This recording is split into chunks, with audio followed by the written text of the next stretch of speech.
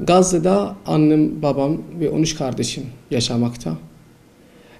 Gazze'de amcalarım, dayılarım, teyzelerim, halalarım, tüm sülalem oradadır.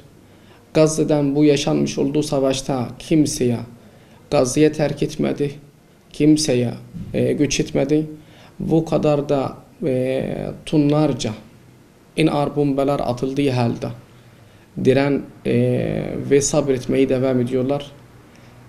Orada peki halkım hepsi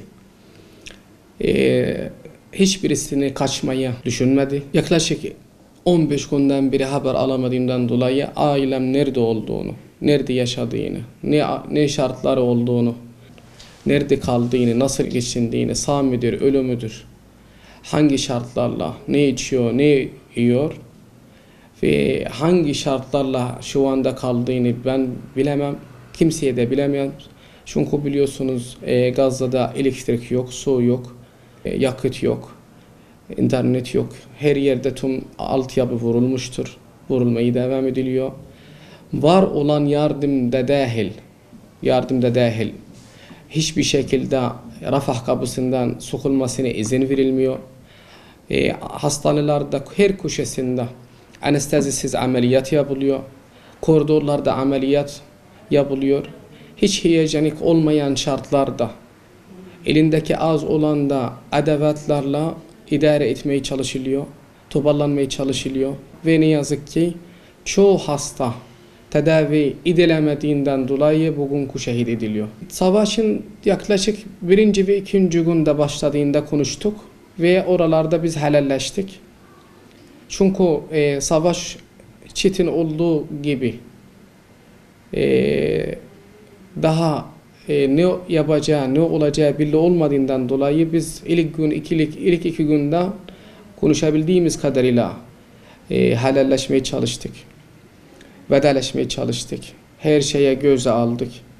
Ve son olarak da annem, babam ve tüm aileme ve tüm halkıma o günde ve o anda Allah'a emanet olarak bıraktık. Ve hiçbir şekilde ulaşamıyorsun.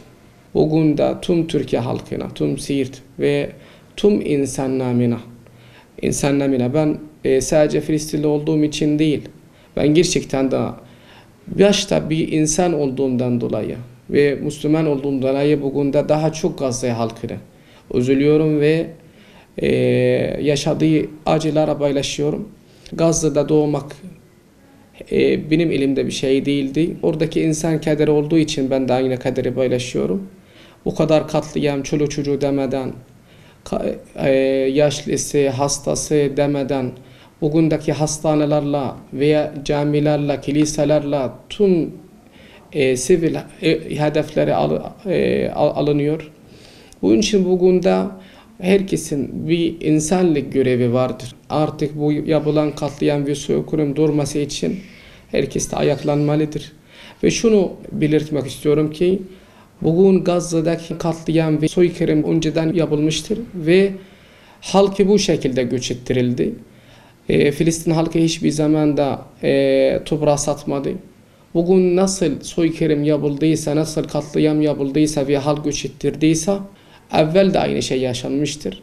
Filistin halkımız her zaman kan ödedi, her zaman mücadelesi olduğu gibi, daha önceki yıllar yaptığı gibi yapmayı devam eder.